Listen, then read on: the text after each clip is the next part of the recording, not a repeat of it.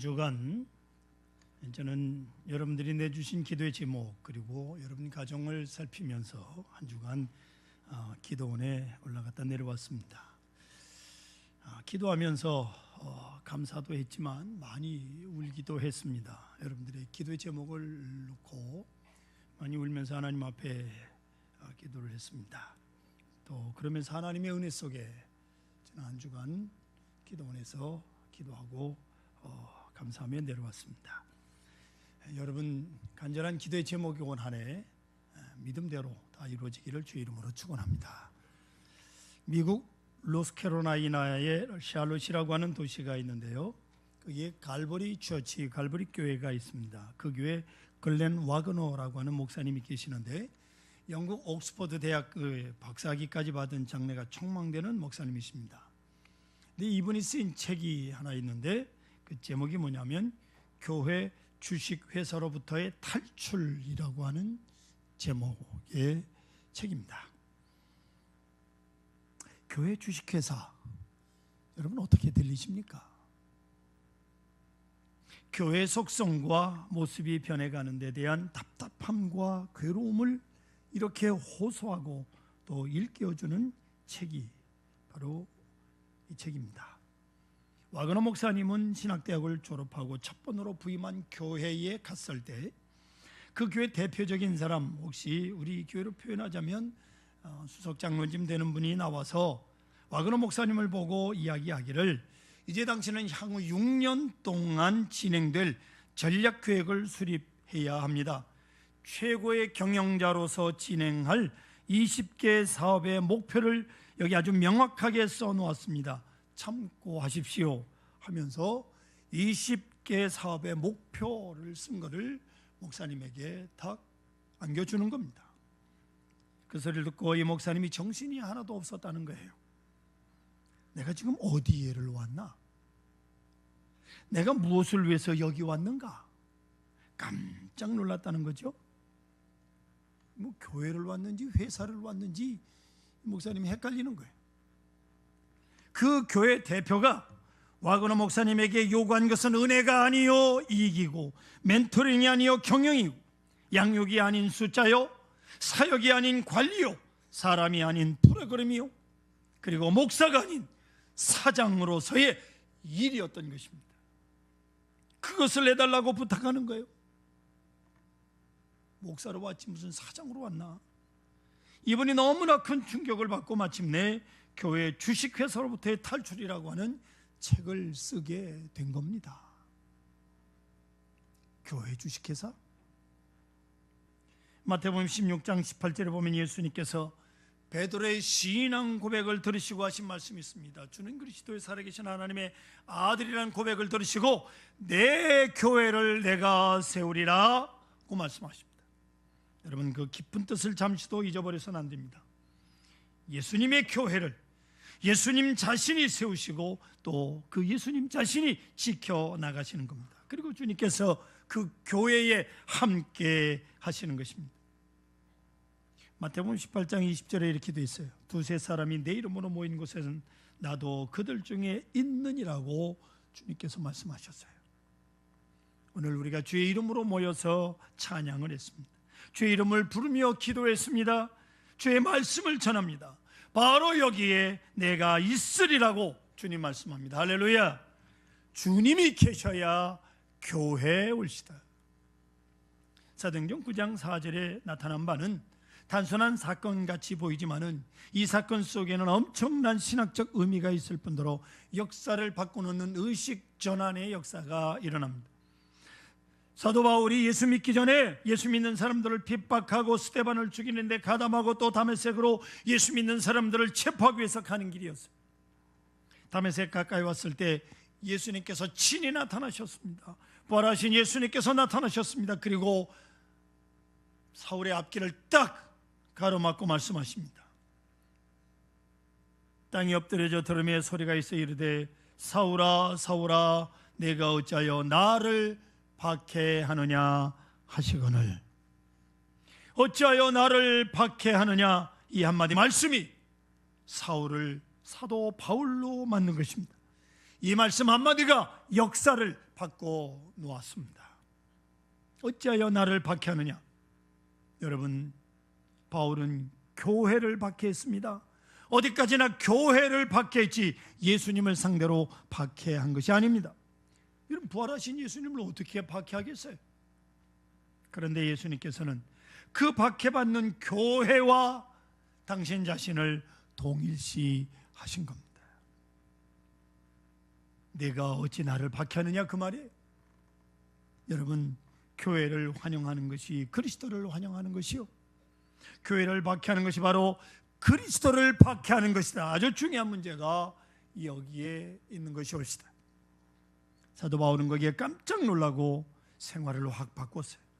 그래야 그리스도를 위하여 한평생 살게 된 겁니다. 오늘 말씀을 보면 초대교회 아주 원초적 교회 모습이 잘 나타나 있습니다.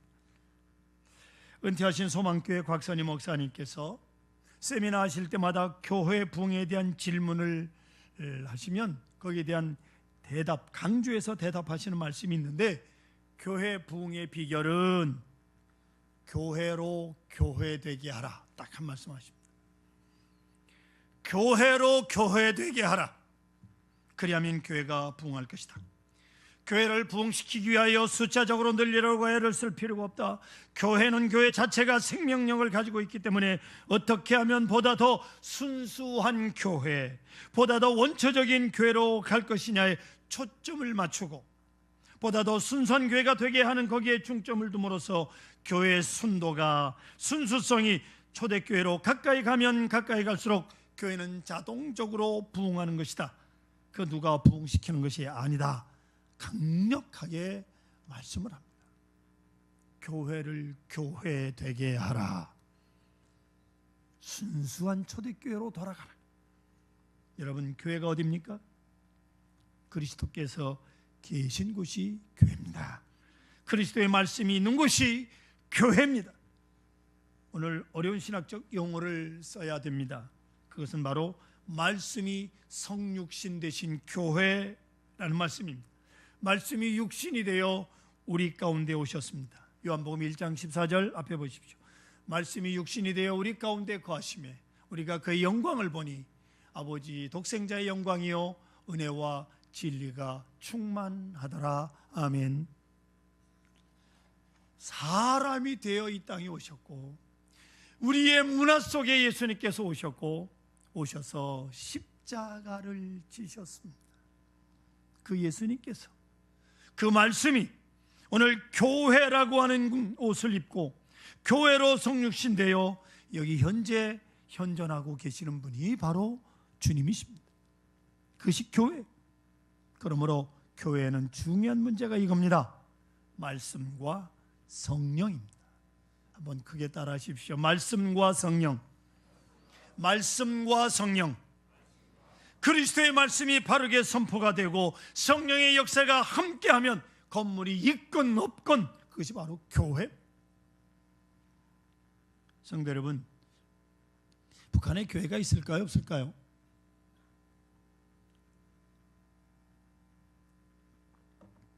이부 예배 드린 분들은 굉장히 점잖합니다. 1부 때 물어보니까 있어요 라고 대답을 합니다. 있습니다. 그럼 몇 개나 될까요? 그리고 교회는 몇 명이나 될까요? 이걸 아셔야 됩니다. 우리처럼 주일날 8시에 1부 예배, 11시에 2부 예배, 12시 50분에 3부 예배, 그렇게 모여서 예배 드리는 그런 교회의 모양은 아닙니다. 북한의 교회가. 그리스도께서 보시는 교회는 그런 교회가 아니라 그 말이에요. 보세요. 교회는 그리스도께서 계신 곳이 교회입니다. 두세 사람이 내 이름으로 모인 곳에 내가 함께하마, 성경에 분명히 말씀하셨잖아요. 그런데 문제가 이겁니다. 하나님의 말씀이 없으면 어떤 사람이 모여서 어떤 행사를 하더라도 그것은 하나의 신비주의에 불과합니다. 주관적 신비주의의 공동체일 뿐이에요. 그렇기 때문에 신천지가 아무리 모여서 예배해도 그것은 교회가 아니에요. 정상적으로 신학교육을 받은 목회자가 없는, 지멋대로 생각나는 대로 떠들어대는 이만희가 설교자가 아니에요. 목사가 아니에요. 거긴 교회가 아닙니다. 흔들리지 마십시오. 그런가 하면 말씀은 있는데 성령이 없으면 그건 지극히 이성주의에 불과합니다. 이것을 가리켜 흔히 말하기를 제도적 교회라고 말합니다. 여기 아주 말라버린 지식만이 있는 겁니다. 그것은 실상 교회가 아니올시다. 말씀이 있고 성령이 있고 객관적 계시가 있고 주관적 계시가 함께 있어서 주님께서 친히 교회를 통하여 많은 사람을 부르시고 많은 사람을 만나주시고 많은 사람을 중생케 하시는 구원의 역사가 있는 곳, 그것이 바로 교회입니다. 주님께서 친히 역사하시는 겁니다. 이것을 알아야 돼. 살아계신 그리스도, 고귀하신 그리스도, 십자가를 지시고 영광 받으신 그리스도, 부활하신 그리스도께서 영으로 오늘 우리 가운데 계셔서 교회는 교회 되는 것입니다. 특별히 사도행전적 교회, 그 복음적 교회라고 하는 바로 여기에 있는 겁니다. 보세요, 여러분. 예수님께서 세상에 계실 때 많은 말씀을 하시고 많은 병자를 고치시고 많은 이적을 나타내셨어요. 주님께서 말씀하시는 바에 많은 사람들이 감동을 합니다. 주님이 베푸시는 이적을 보면서 깜짝깜짝 놀랍니다. 그런데 결과가 어떻게 됐습니까? 누가 병이 나았느냐, 누가 죽었다가 살아났느냐, 그건 그리 중요하지 않습니다. 중요한 것은 이 사건 속에 예수가 누구시냐 하는 것을 아는 거예요. 죽은 자가 살아나고 병든 자가 고침받는 게 중요한 게 아니라 그 말이에요. 처음에는 병 고치는 의사로 예수님을 알았고, 그 다음에는 능력을 나타내시는 분으로 알았고, 그 다음에는 귀한 하나님의 말씀의 해석자로 이렇게 그리스도에 대한 이해가 점점 나아가다가 마침내 베드로를 통해서 주는 그리스도시요 살아계신 하나님의 아들이시니다라는 데까지 도달하게 된 것이옵니다. 그 말씀과 그 사역, 그 이적을 보면서, 그 표적을 보면서 그 표적의 본체가 되시는 예수 그리스도를 알아보게 된 거예요. 그래서 what, 예수님 무엇을 했느냐 중요한 게 아니고 who, 그가 누구냐, 무엇을 하였느냐가 아니라 그가 누구냐 하는데 초점을 맞추게 되는 거예요. 그리하여 예수님은 살아계신 그리스도시요 우리와 함께하는 분이십니다. 만왕의 왕이시다, 만주의 주가 되신다라고 하는 고백을 하게 됩니다. 그것이 교회입니다. 할렐루야. 주님의 교회예요. 오늘 본문은 이것의 이러한 연장성산에서 말씀을 하고 있습니다. 뭐냐면 이제는 예수님께서 부활 승천하셨어요. 성령으로 오셔서 역사하게 될 때 사도들을 통해서 이제 표적이 일어납니다. 사도들이 말씀을 전할 때 권세가 있었어요. 그래서 한번 설교할 때마다 3,000명씩 회개하는 역사가 일어납니다. 또 사도들을 통해서 표적이 나타나요. 병자들에게 손을 얹으니 병이 납니다. 나면서부터 안전병이 된 사람을 벌떡 일으킵니다. 이런 사건들이 이루어져 가는 거예요. 이런 표적을 통하여 그들은 또 생각을 하게 됩니다. 이 이적이 희한하다든가 놀랍다든가 하는 것이 중요한 게 아니라 이 이적을 행하는 이 사람들이 누구냐 하는 게, 누구냐 이겁니다. 저 사람 베드로가 아니냐. 여러분, 베드로는 갈릴리 어부입니다. 이거예요. 저 이적을 행하는데 저 사람 어부였던 사람 아니냐, 이거예요. 어떻게 저 사람이 저런 역사를 이룬단 말이냐. 옳거니 베드로라고 하는 사람이 어부였는데 저 사람이 그리스도와 함께 계셨고 그리스도께서 선택한 사람이고 그리스도의 영이 함께하는 분이고 그리스도의 말씀이 그 입에 함께 있다 하는 것을 사람들이 알게 되기 시작하는 겁니다. 그런 거로 베드로는 그 인간적인 존재, 그가 누구냐, 그 과거가 어떠냐 상관없어요. 전혀 상관없어요. 주님이 함께 하시면 어부라도 하나님의 능력이 나타나는 거예요. 할렐루야. 성도 여러분, 교회 나와서 여러분들이 바라보는 교역자를 볼 때 그 교역자의 인물이 어떠냐, 키가 어떠냐, 학벌이 어떠냐, 그런데 쓸데없는 생각하지 마십시오. 그런 생각을 하는 순간 그건 교회가 아닙니다. 분명히 알아야 됩니다. 그리스도의 영이 계셔서 말씀이 나타나고 성령이 나타납니다. 그렇게 될 때 교회가 교회 되는 것입니다. 그리스도께서 함께 하시고 사도들과 함께 하시고 사도들을 통하여 역사하시는 거예요. 하나님께서 하나님의 사역을 감당하시라고 하나님의 사람들을 기름 부어 세운 거예요. 잘난 사람, 학벌 좋은 사람만 목사가 되고 교육자가 되는 게 아니. 그때 많은 사람들이 한마디로 말하면 그리스도의 말씀을 듣기 위해서, 그리스도의 영을 체험하기 위해서 교회로 몰려들기 시작했어요. 어부인 베드로가 전하는 하나님의 말씀을 듣기 위해서 교회로 몰려들었다 그 말이에요. 그래서 오늘 성경에 보십시오. 43절 떡 시작하기를 사람마다 두려워하는데 라고 말씀이 시작이 됩니다. 이것은 심판을 두려워하는 것도 아니고 벌을 두려워하는 것도 아니고 저주를 두려워하는 것도 아닙니다. 사람마다 두려워하는데 무엇입니까? 교회는 우리가 찾아들 때 두려운 마음이 있어야 돼요. 경건이 있어야 합니다. 경건이 떠나면 교회가 아닙니다. 신령한 두려움이 있어야 되는 곳이 바로 교회일시다. 여기는 주님이 계신 겁니다. 주님의 말씀이 있는 곳이 올시다. 주님을 만나는 것이요 내 기도가 응답되는 것이 바로 교회일시다. 그런 거로 경건한 신령한 두려움이 있는 것이, 동시에 사도들의 가르침을 받았다고 성경이 말씀합니다. 교회는 배우는 것이에요. 알고 보면 아까 말씀드린 대로 사도라고 하는 사람들이 다 갈릴리 어부 출신들이에요. 그들에게 무엇을 배운다는 겁니까? 어부들에게.